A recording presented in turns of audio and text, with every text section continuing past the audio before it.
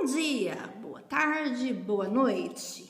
Leitura de leite. Pessoal, ó, vou só dar aparecer um pouquinho no vídeo, né? Eu gosto de aparecer, porque eu sou mais bonita, né? Lógico, gosto. Brincadeira. Gente, ó, só para explicar. Esse texto que eu vou ler para vocês é um texto informativo, é das revistas Ciências Hoje, mas é um texto de uma revista, ó, 1994. Provavelmente eu não vou ter e vai ser difícil de achar. Mas eu tava mexendo nos meus livros lá, o professor tem um monte de livro, e eu achei nessa coletânea aqui de atividades, eu achei uma história legal pra gente contar, pra gente ler, né? E entender um pouquinho sobre uma coisa que a gente usa, né? Que é o dinheiro. Então, aqui é a história do dinheiro. Por que eu resolvi contar um pouquinho não ler um livro? Porque a maioria das leituras de leite estão acontecendo com livros, né? Então, a gente coloca o livro, vai lendo e vocês acompanhando. E hoje eu quis fazer um pouquinho diferente, né? Uma leitura diferente. Então, é uma leitura informativa, tá? Um texto da revista Ciências Hoje, para criança, tá? Lá de 1994, tá? Então, eu vou ler para vocês. Eu vou virar o celular, tá bom? Pra gente poder continuar fazendo a leitura, para vocês acompanharem o texto, tá bom? Então, peraí. A história do dinheiro. Objetos estranhos já foram dinheiro. E aí a gente tem até um exemplo aqui, né, ó. Ixi, olha a cara da dona Rata, ó. O ratinho pegou uma moeda, mas deu todo o queijo em troca. Olha só, né? Vamos lá. Vamos conhecer um pouquinho da história do dinheiro. Dinheiro é algo que os homens inventaram para facilitar a troca de mercadorias. Para funcionar, ele precisa ser aceito por uma sociedade. Sua história é quase tão antiga quanto o homem. Hoje em dia, o dinheiro tem forma de papel, cédulas e cheque, plástico, cartões de crédito e metal, moedas. Mas nem sempre foi assim. Antigamente, para muitos povos, conchas, pedras, penas e outros objetos serviam como dinheiro. Eles tinham um valor definido e era assim que as pessoas compravam o que queriam. Em Roma, há muitos anos, o sal que tempera a comida era importante e caro. Por isso, uma parte do pagamento dos soldados era feita com esse mineral. A palavra salário nasceu aí. Olha, essa eu não sabia, gente, hein? Aí, ó, aprendendo, tá vendo? Salário. Por que chama salário, né? Porque o soldado ganhava sal no lugar do dinheiro. O primeiro dinheiro feito em papel apareceu na China. As pessoas deixavam as moedas de ferro muito pesadas com os comerciantes e usavam como dinheiro o recibo de papel que eles entregavam. Os índios brasileiros não conheciam dinheiro, por isso trocavam cocares e outros objetos feitos por eles por objetos dos portugueses.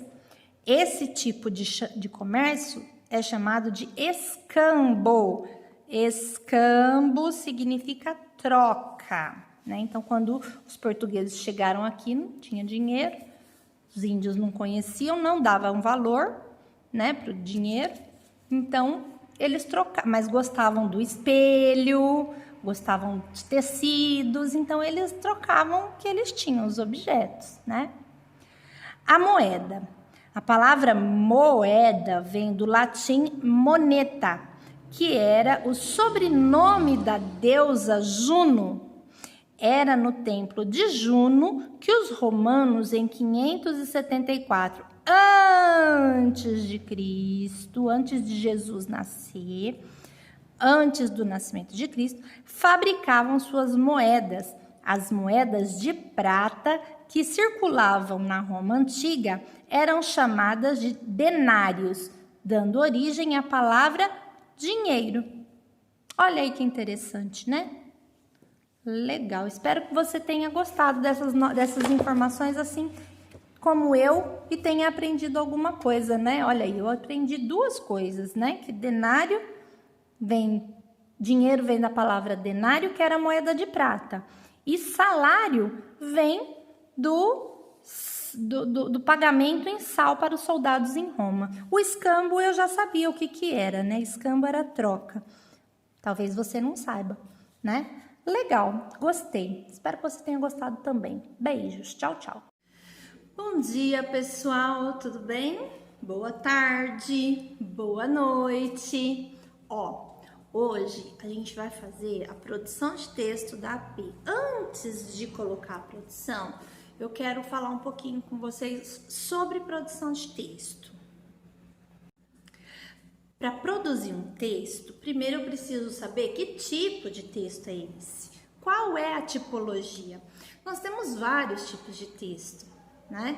Então, nós temos o texto epistolar, que é aquele texto que deu uma confusão quando a gente mandou, né? Que é uma carta, um bilhete, um recado, né? É um texto epistolar. Tem uma estrutura para ser feita, então tem que ter lá o dia, para quem é, tem que ter a saudação, tem que ter o corpo do texto, a despedida, a assinatura. Então tem toda uma formalidade. Tem a poesia, poema, né? A poesia é o sentido e o poema é o texto em si. Então, como é que eu vou escrever um poema? Né? A gente sabe que o poema é escrito em versos, em estrofes, pode ser de 4 versos, né? Que aí a gente chama de quadrinhas. A gente pode ter rima, né? Que é importante. Tem poema que não tem rima? Tem poema que não tem rima. Mas a maioria tem, é uma característica. É uma fábula. Bom, uma fábula é um texto narrativo. Eu não vou escrever ela... Quer dizer, eu posso. Existem fábulas, né? Principalmente do La Fontaine. Escrita em versos. Ela pode ser escrita em verso, em prosa. Mas eu sei que é uma fábula. Por quê? Porque tem as características da fábula. Tem uma lição. Os personagens são animais, né? Aconteceu em algum tempo que a gente pode pensar que foi ontem, há um tempo atrás, que está acontecendo agora, né? Então ela é atemporal, a fábula. O conto de fadas, né? O conto de fadas eu sei que ela tem que começar com era uma vez, tem que ter personagens específicos, né? Princesa, bruxa, um rei, um príncipe, um perigo, né? Para a princesa, e esse príncipe salvar a princesa e viver feliz para sempre, né? Então a gente tem que saber, quando a gente vai escrever um texto, a gente tem que saber qual é o tipo de texto que a gente está escrevendo, tá? Isso é muito importante para a gente poder ter a linha e continuar nas características do texto, tá bom? Então tem lá um poema, se é para eu terminar o poema, eu não vou terminar com parágrafos, né? Eu vou terminar com estrofes. Se é um conto, ele está escrito em prosa, né? Que são parágrafos, eu não vou terminar ele em versos. Então isso é muito importante para a gente saber.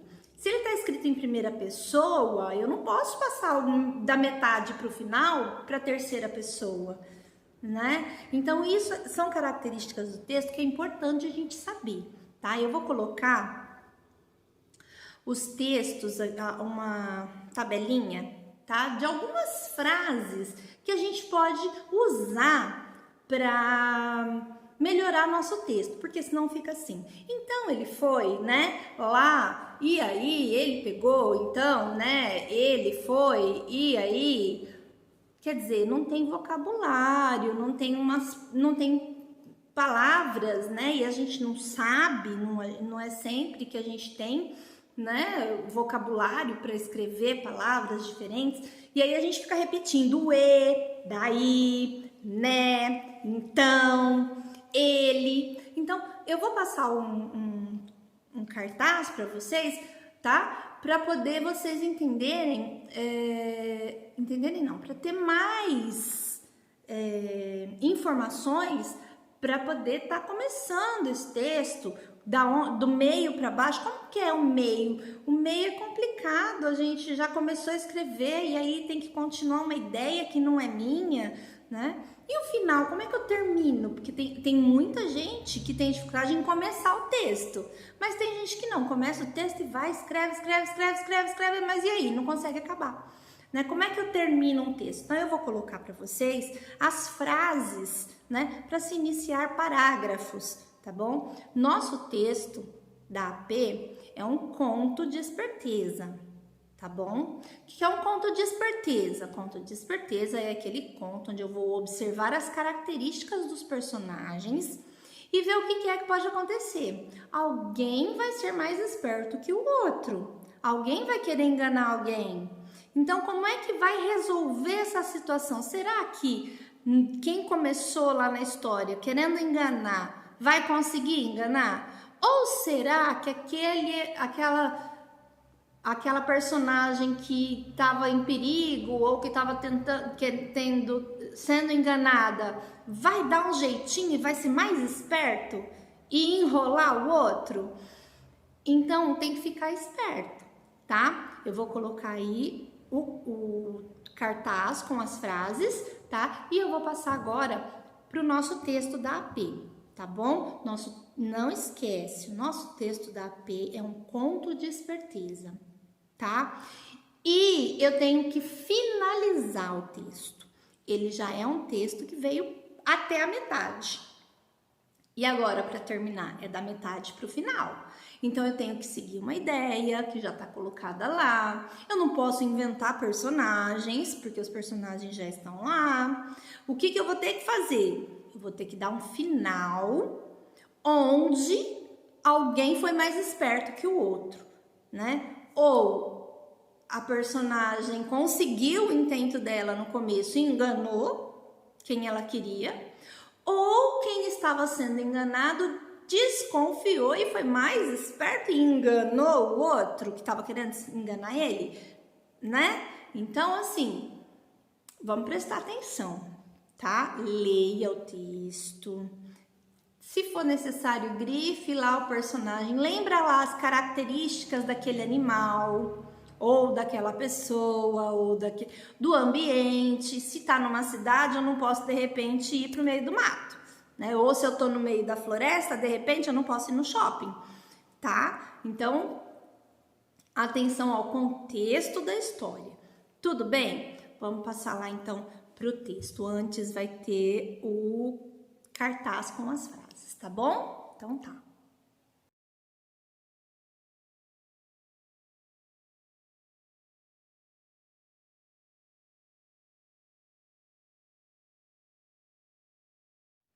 Bom, beleza. Então, vamos voltar para a produção de texto, certo? Então, vocês vão colocar o nome da escola, Escola Municipal Professora Elza Pirro Viana, a data, que dia que é hoje?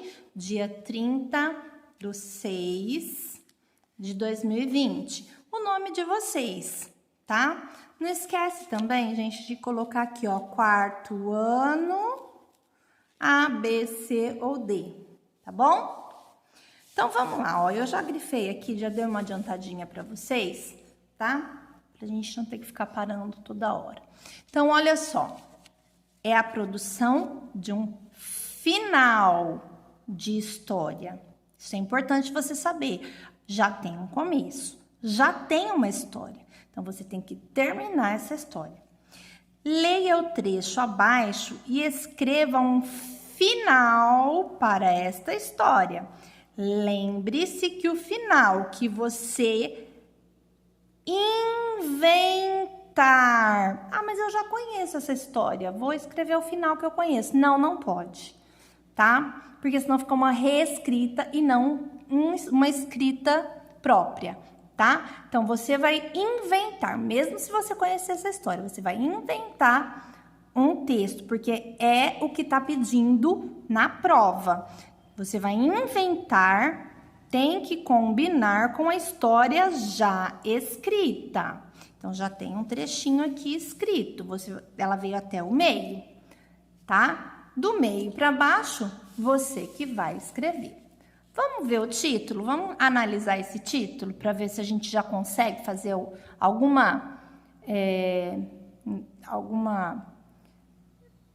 pensar alguma coisa sobre essa história, né? A galinha garnizé e a raposa. Então, olha só, o que é uma galinha garnizé?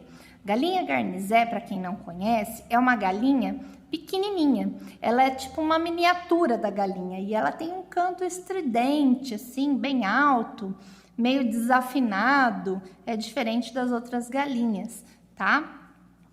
Então, é uma galinha garnizé e a raposa, que a gente já sabe, né? O que a raposa significa. Quais são as características da raposa nas histórias, né? Raposa sempre é aquela que quer se dar bem, que é esperta, que engana, né? Então, como é que vai ser aqui? Se é um conto de esperteza, um conto popular, nós já temos aqui 2 personagens e a gente já consegue inferir, ou seja, pensar quem é que vai querer enganar quem. Quem vai ser o personagem que vai ser enganado, né? Então, olha só, vamos começar ali. Era uma vez uma galinha garnizé muito, olha lá o que eu falei, ó, bonitinha porque ela é pequenininha, e charmosa, que vivia em uma casinha bem no meio da floresta. Bom, então, onde é que acontece essa história? Na floresta. A floresta tem árvore, tem rio, tem mato, né? Ela morava sozinha e, por isso, aprendera desde muito cedo a defender-se dos perigos, considerando que na floresta moram muitos animais que dariam tudo para comer uma deliciosa galinha garnizé no jantar. Então, olha só, ela já sabia que ela morava num lugar perigoso, né? Então, ela não era bobinha. Ela já tinha crescido, né, sabendo do lugar onde ela morava. Então, ó, são muitos animais. Não significa que era só a raposa que queria comer ela, não. Podia ter uma onça, né? A gente está falando de floresta brasileira. Então, tinha uma onça, tinha uma jaguatirica, tinha uma raposinha do campo, né? Vários animais, né, que poderia estar comendo essa galinha. A cobra, né? Então, ela já sabia que ela morava num lugar perigoso. E o que ela fazia? Olha lá, ó. Mas a galinha garnizé não tinha medo e levava a sua vida como se vivesse longe dos perigos. Ah, então ela era boba, não sabia de nada? Não, isso não quer dizer que ela era boba, não. Ela era prevenida. Ela sabia o lugar onde ela morava e ela era preparada para isso. Contudo, ela estava saindo de sua casa.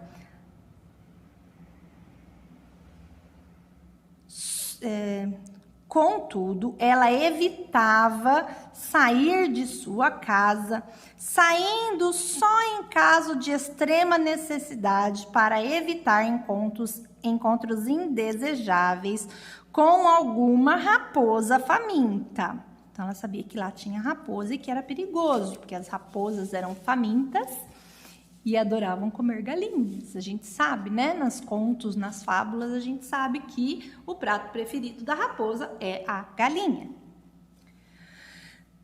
Acontece, porém, que um dia, precisando de mais lenha para fazer a sua comida, resolveu sair em busca de alguns gravetos e... Ah, meu Deus! E agora? Esse é porque aconteceu alguma coisa, né? Provavelmente, quem estava lá esperando ela? né? E ela devia ter um plano, né? Então, olha só, o que a gente tem que prestar atenção para terminar esse conto, né? A galinha não era boba, ela já era preparada, mas apareceu uma raposa e a raposa é esperta, né? A raposa ela é astuta, ela engana, ela faz planos.